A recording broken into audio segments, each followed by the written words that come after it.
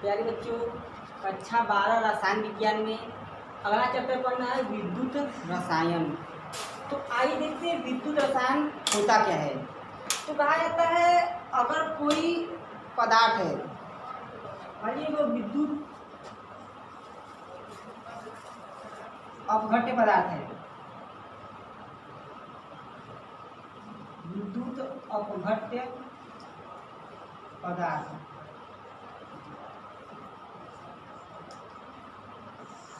अब देखिए विद्युत अपघट्य पदार्थ होता क्या है। तो जैसे अगर हमने कोई पदार्थ लिए हैं, मान लीजिए वो आपका विद्युत अपघट्य पदार्थ है, अगर इसको हम किसी विलायक में, जैसे हमने जल ले लिए, अगर किसी जल में हम क्या करते हैं, इस विद्युत अपघट्य पदार्थ को विलय करते हैं, विद्युत अपघट्य पदार्थ को हम विलय करते हैं। तो विद्युत अपघट्य पदार्थ जिसे मान लिया हमने AB, यह AB आपका कोई विद्युत अपघट्य पदार्थ है। अगर उसको हम जल में विलय करते हैं तो यह जो AB है यह जल में क्या होता है, A+ और B- आयनों में, अर्थात किसी विद्युत अपघट्य पदार्थ को जल में विलय करने पर वह अपने आयनों में वियोजित हो जाते हैं। ऐसे पदार्थ को विद्युत अपघट्य पदार्थ कहते हैं। या कह लीजिए ऐसे पदार्थ जिनका जलीय विलय बनाने पर वह अपने आयनों में वियोजित हो जाते हैं, विद्युत अपघट्य पदार्थ कहलाते हैं।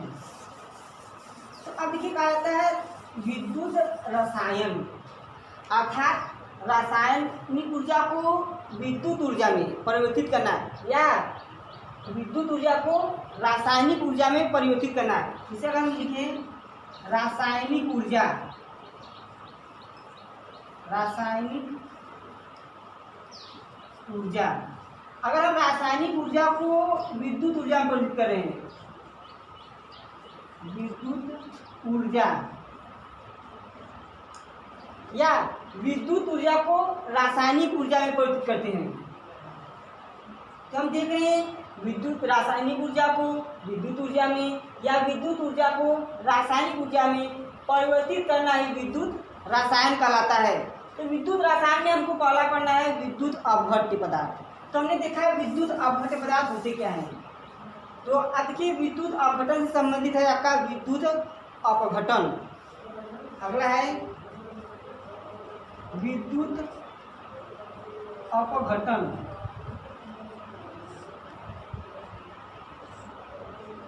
अब देखिए विद्युत अपघटन होता क्या है।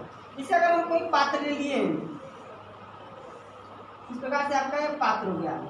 अब इस पात्र में हमने क्या किया, विद्युत अपघट्य पदार्थ का जलीय विलय लिए हैं, यह आपके विद्युत अपघट्य पदार्थ का जलीय विलयन है। तो अब इसमें हम क्या करते हैं, इलेक्ट्रोड लगा देते हैं। इस प्रकार से हमने 2 इलेक्ट्रोड लगा दिए। अब इलेक्ट्रोडों का हम क्या करें, किसी विद्युत स्रोत के द्वारा जोड़ दें।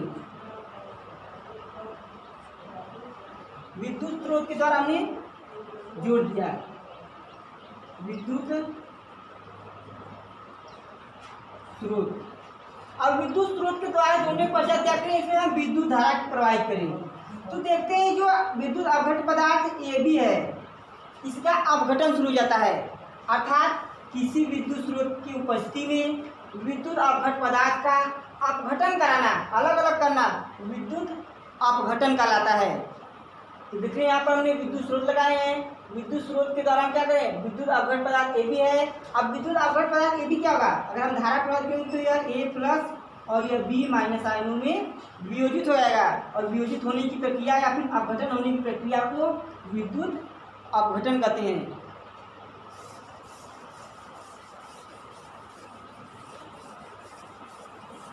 अगला हमारा हेडिंग है प्रतिरोध। तो आइए देखते हैं प्रतिरोध होता क्या है। प्रतिरोध जिसको हम R से प्रदर्शित करते हैं, कैपिटल R से प्रदर्शित करते हैं। अब देखिए हमने कोई धातु का जलीय विलयन लिए हैं या विद्युत अपघट्य का जलीय विलयन लिए हैं। अब जलीय विलयन में हम क्या कर रहे हैं, इलेक्ट्रोड के द्वारा धारा प्रवाहित कर रहे हैं। ये इलेक्ट्रोड हो गए, इलेक्ट्रोड के द्वारा हम धारा का प्रवाह कर रहे हैं।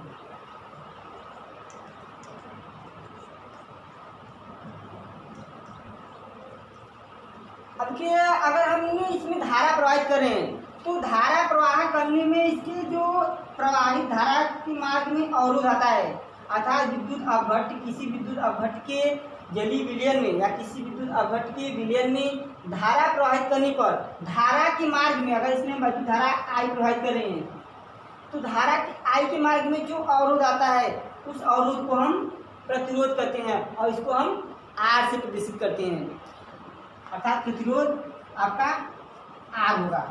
तो अब देखिए जो प्रतिरोध होता है या किसी चालक, जिसे हमने चालक पदार्थ ले ली, आपका मान लीजिए आपका चालक पदार्थ है, तो चालक की जो है लंबाई होती है इसके अनुक्रमानुपाती होता है, अर्थात किसी चालक का प्रतिरोध उसके लंबाई के अनुक्रमानुपाती होता है। अब देखिए मान लीजिए इसका क्षेत्रफल कितना है, यह ए है, तो यह जो क्षेत्रफल ए होता है प्रतिरोध इसके व्युत्क्रमानुपाती होता है, अर्थात आर कर लीजिए आर प्रोपोर्शनल टू 1/a। अगर हम दोनों की तुलना करें तो आर प्रोपोर्शनल टू l/a या आर बराबर, अब समानुपाती के चिन्ह जब हटाएंगे तो हमको एक नियतांक मिलेगा जिसको हम रो से प्रदर्शित करते हैं और यह l/a। तो अब देखिए यह जो रो होता है वह आपका वह विशिष्ट प्रतिरोध होता है। यदि m = 1 सेंटीमीटर तथा a बराबर क्या हो 1 वर्ग सेंटीमीटर, वर्ग सेमी हो तो करा है, यदि l का मान 1 सेंटीमीटर तथा एक मान 1 वर्ग सेंटीमीटर हो तो इसका मान क्या इसमें रखें तो हमको क्या मिलेगा r प्रोपोर्शनल टू l, अरे r प्रोपोर्शनल टू रो, तो अरे r बराबर रो, तो देख रहे हैं r रो के बराबर है। तो कहा जाता है किसी चालक तार की लंबाई 1 सेंटीमीटर तथा उसके अनुप्रस्थ क्षेत्रफल 1 वर्ग सेंटीमीटर हो तो उसका प्रतिरोध विशिष्ट प्रतिरोध कहलाता है। तो देख रहे हैं ये r आपका रो के बराबर है।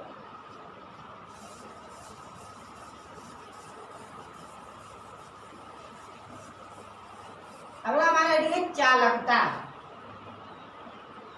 चालकता अभी चालकता होती है, इसको हम सी से प्रदर्शित करते हैं। तो कहा जाता है किसी चालक तार में उत्पन्न प्रतिरोध, किसी चालक तार में उत्पन्न प्रतिरोध का जो चालकता होता है उसके व्युत्क्रमानुपाती होता है, अर्थात कहा जाता है जो सी होता है वो 1/r के बराबर होता है।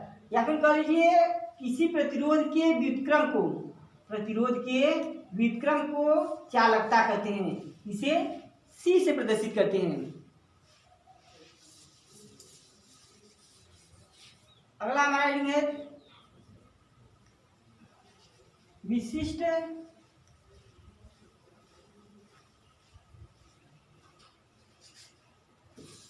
चालकता। विशिष्ट चालकता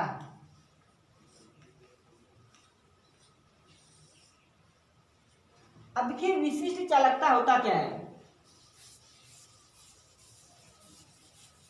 तो अगर हमने देखा कि जो प्रतिरोध है R, अगर इसका हम व्युत्पन्न लेते हैं व्युत्क्रम, तो देख रहे हैं 1/r, तो 1/r को हम क्या करते हैं C कहते हैं।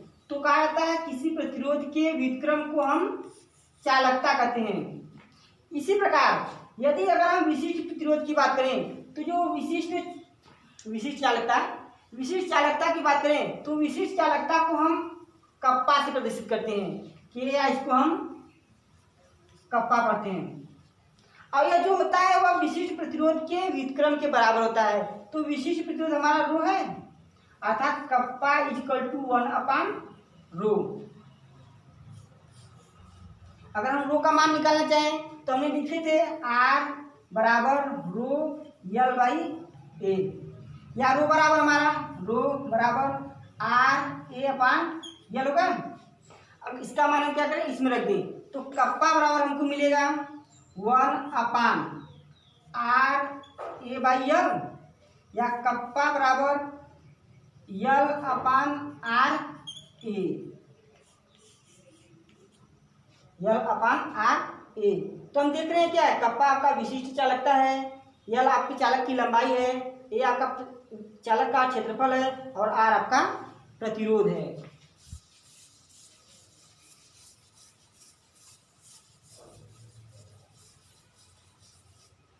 इसके बाद हमारा अगला है तुल्यांकी चालकता।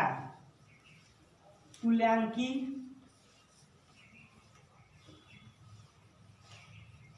चालकता। अब देखिए तुल्यांकी चालकता क्या होता है।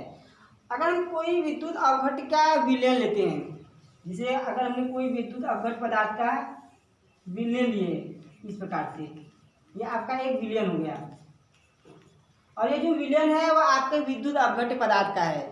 अगर विद्युत अवघट पदार्थ में हम घोलेंगे तो जो विद्युत अवघट पदार्थ घुला हो उसकी मात्रा क्या 1 ग्राम तुल्यांक हो, अर्थात ग्राम 1 ग्राम तुल्यांक, अर्थात कहा जाता है किसी विद्युत अवघट पदार्थ में 1 ग्राम तुल्यांक विद्युत अवघट पदार्थ घुला हो तो उसकी चालकता तुल्यांकी चालकता कहलाती है। और ये तुल्यांकी चालकता होती है इसको हम लैम्डा से प्रदर्शित करते हैं। और तुल्यांकी चालकता होती है वह कप्पा विशिष्ट चालकता तथा उसके आयतन के गुणनफल के बराबर होता है, अर्थात lambda equal to kappa into, अगर हम आयतन को लिखना चाहें तो भी 1000 अपान सी, या लैम्डा इक्वल टू कप्पा गुणे 1000 बटे सी। अब देखिए सी आपका क्या है, यह सांद्रता है, यह आपकी चालकता है। अगर इसको हम लिखना चाहें तो लैम्डा इक्वल टू कप्पा गुणे 1000 बटे यन, यन आपकी क्या है नॉर्मलता है। इसको इस प्रकार से भी लिख सकते हैं। अगला हेडिंग हमारा है मोलर चालकता। अगला हेडिंग हमारा है मोलर चालकता। अब देखिए मोलर चालकता क्या होता है। अगर कोई हम विद्युत अवघट का विलयन लिए हैं, अगर कोई विलयन है, अगर उसमें क्या हो 1 ग्राम विद्युत अवघट पदार्थ घुला हो, 1 ग्राम विद्युत अवघट, 1 ग्राम विद्युत अपघट्य या 1 मोल, 1 ग्राम कर लीजिए या 1 मोल विद्युत अवघट पदार्थ घुला हो तो उसकी जो चालकता होती है उसको हम मोलर चालकता कहते हैं।